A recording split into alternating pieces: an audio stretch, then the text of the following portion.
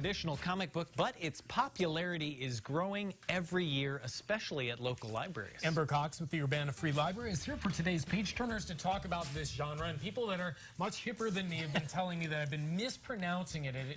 All for the last 48 hours, I've been telling everyone we're going to be talking about this. So how do you say it? You spell it M-A-N-G-A. It's spelled the same no matter what. The way you pronounce it is mostly based on what cultural background you have. So if you're more so from like the Western area, like here in America, you're going to say manga, anime, things like that with that A going on. But the actual Japanese way of saying it is manga. So they spread out the A into manga. Okay, so what exactly is manga? We know these books fall into that, Yes. But yeah, how do you classify Manga, this? the literal definition of it in Japanese is comics. So manga is simply Japanese comics. And it comes in a really wide variety of genres. You can get it in fiction and nonfiction. It covers a really wide range of possible topics, from pirates to, you know, magical girl princesses. Right. So I'm going to grab this book here because I think one of the things that's really awesome about manga or manga is the drawing. I mean, take a look. I mean, it's a beautiful cover, but all of this, you can kind of see this same theme continue. They're wonderful drawings. The art style is amazing in them, and it's a lot of work for those artists to put these compilations together. So it's a true testament to their desire to draw and, you know, write these storylines. Yeah. So do these revolve around a certain theme? I feel like when I see anime cartoons or something, you know, there's kind of a lot of action or fighting or something. Yes. Is there There's similar? a lot of those elements in these stories. There's usually, you know, the overarching bad guy, and then the good guys are trying to, you know, fight against him. But it mostly just depends on what the current story arc is for that. And so, you know, I'm trying to think, like, let's see. So, like, One Piece is, you know, like the one about the pirates. And so there's good pirates and bad pirates, and he wants to be a good pirate. And so you get, you know, different things like that going on. Talk real quick, if you would, about actually reading the book, because Joe was kind of going like this during the promotion for the story. But you read it a certain way. You do, and the books give you a good reminder. It looks as if I'm holding it backwards right now, but this is actually the front side of it. And so what to you is the actual front side is actually the wrong side. And if you open up the book and try to read it that way, it gives you a really big warning that says you are reading from the wrong direction. Hey, Dodo. Wrong direction. So it shows you which way to read. And it's even more confusing because you read from right to left for the pages, but you also, the actual text bubbles are from right to left, and so are the words. So it takes a bit of time to get adjusted to the text bubbles. So if I go to the very beginning of the book, and let me open up a little section that shows, so it gives you a reminder of what direction you're supposed to be reading. Read this way, For those like me who don't know what they're doing.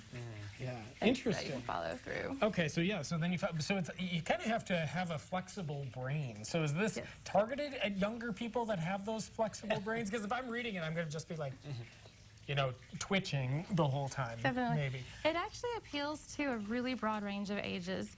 So there's different types. There's a lot written by female artists that are mostly geared for girls and women, which is your shoujo manga. Then you have the shonen manga, which is more so for boys up through 18.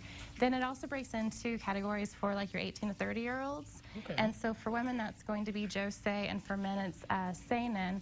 And the seinen definitely has more mature plot lines than the shonen does, but it's not quite as explicit as the seijin, which veers into erotica.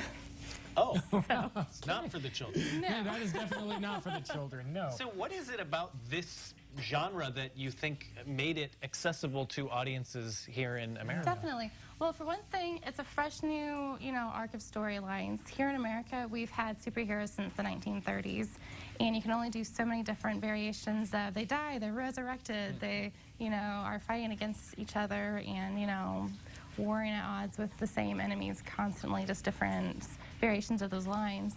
And so this is a really fresh genre for people here, whereas most of these, you know, were published previously in Japan, and we're just getting the reissues here in English. But it's also really great because whereas comics never really caught the attention of girls, these have an entire storyline of like the shoujo ones that are written by female artists, really with the girls in mind.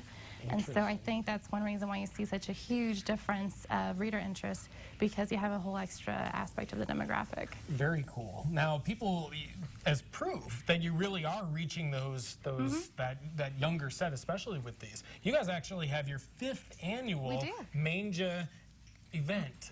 It's a convention. Manga. You pronounced it 5 ways. I didn't say manja though, and that's definitely wrong. So Manga, your mini con is coming up. Tell us about it, Amber. It is. So our 5th annual Manga Mini Con, manga, mango, whichever, it's going to be held on Friday, this upcoming Friday at the library from 5:30 to 7:30 p.m. We're really excited about it because we're going to have a cosplay contest. There's going to be speed drawing competitions for the kids. We're going to have different types of foods like candy sushi that they can make and udon and things for them to enjoy, and Pocky is very popular. And we're looking at these drawings who are done by local young people. They are. They're done by our teens who attend our Urbana Otaku Manga Club once per month, and they draw things like that at the Manga Club. Well, that sounds like fun. So how do people get signed up for this? There's no registration or sign up. You just come and enjoy it and bring a costume so you can try to compete in the cosplay contest. Just say manga correctly. Manga. Right? That's the entry. Say manga. Keyword to get in. Yeah, exactly. Amber, thank you so much. We appreciate you. it. The Urbana Free Library is the place to go for more information about manga. And for more on their mini con, we'll connect you at CILiving.tv. They also have